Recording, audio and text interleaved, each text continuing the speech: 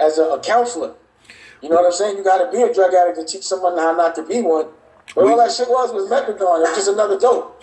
Well, a lot of well, that's the thing. I feel like a lot of black men in the '70s kind of got caught up in that. And I remember my father told me that. Weed back then. Nobody knew the future. That shit was like a cool thing to be on that needle. Right, but what I really respect about your father and mine is that my father was able to kick the addiction. You know what I mean? Like a lot of people can't come back from heroin.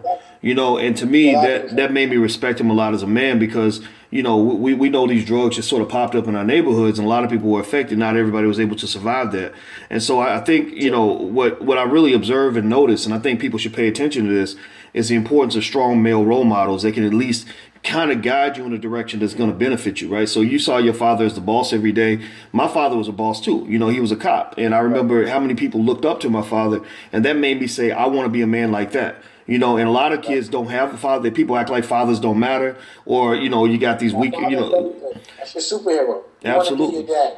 Absolutely. The issues that your father had, you have. You want to be, that's your superhero. So that's why it's always important to be that person in front of your child because they look up to you. You are their superhero. Think about how you felt about your parents when they came around at that age. Yep. You know what I'm saying? Yep. And what I would say to people is if your son cannot get a strong father figure, then maybe put him around, me and Dame. Let him watch some of our videos or something like that. Because I don't know if you picked up on this, man, but we spoke in Baltimore this week as part of our tour, and we had our VIP gathering where you actually have to invest in yourself to come to the VIP thing, and that's how we pay for the tour. And do you know that like out of 20 people in the VIP, 18 of them were black men?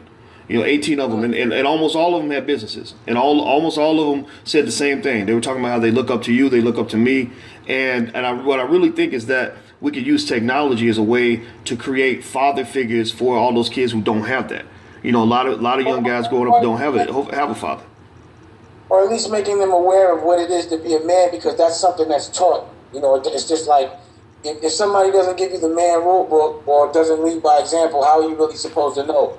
So, we might not be able to be in their life and be that, but at least we can tell you what a man's supposed to do and what a man's not supposed to do, at least people like us. You know what I'm saying? Because a lot of different people's perspectives are different as it relates to being a man. You ask another person what a man is, it's a whole different thing. Right. One thing I personally...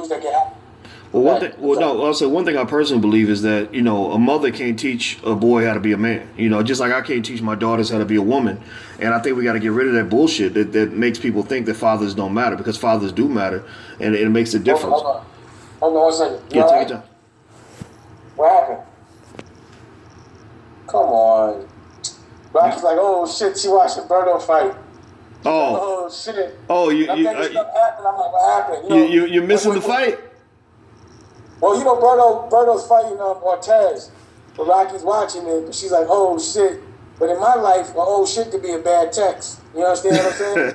So I'm like, what happened? Hold on. And she was like, oh shit. I was like, what? What happened? Well, 306, I was like, hold on. What happened? Well, I appreciate you missing the fight to hang out with us, man. Hold on.